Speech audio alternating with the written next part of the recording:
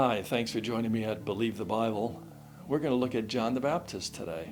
We're going to look at Luke chapter 3, a context where three different groups of people asked John the Baptist what they should do after he gave them a message of condemnation.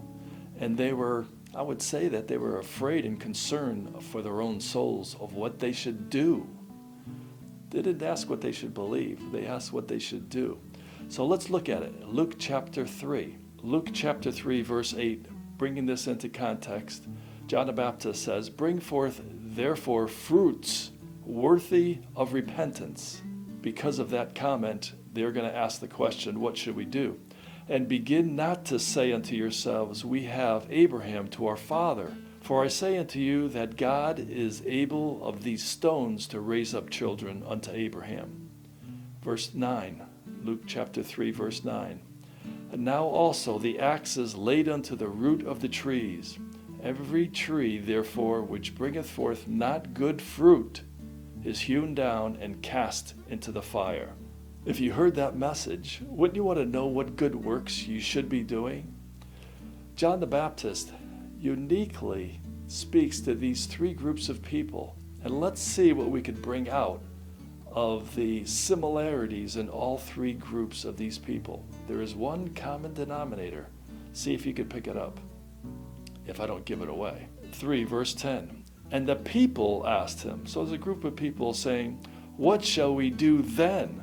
The word "then" refers to what was previous said, and now because of that, I want to know how I should go forward. What should I do? Verse 11.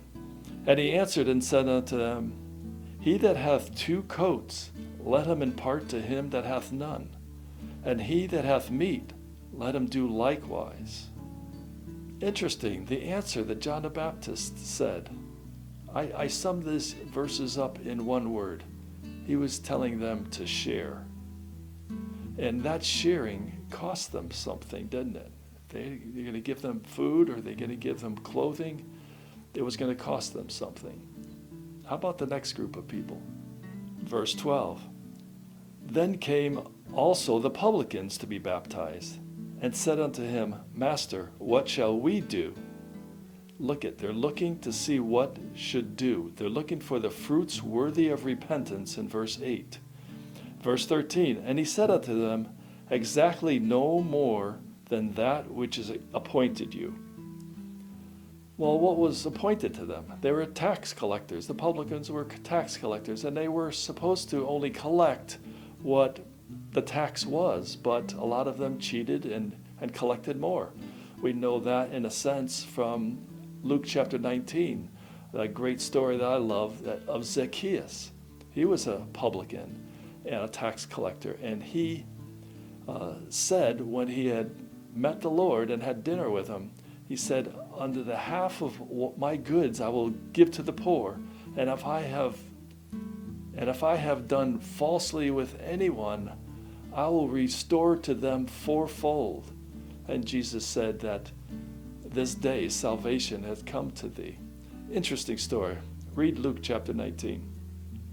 And so now what is John the Baptist telling these people, these publicans?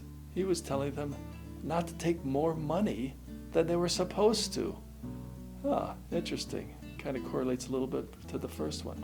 And the third one, well, there's soldiers. Verse 14. "And the soldiers likewise demanded of him." They demanded of him, interesting, saying, "What shall we do?"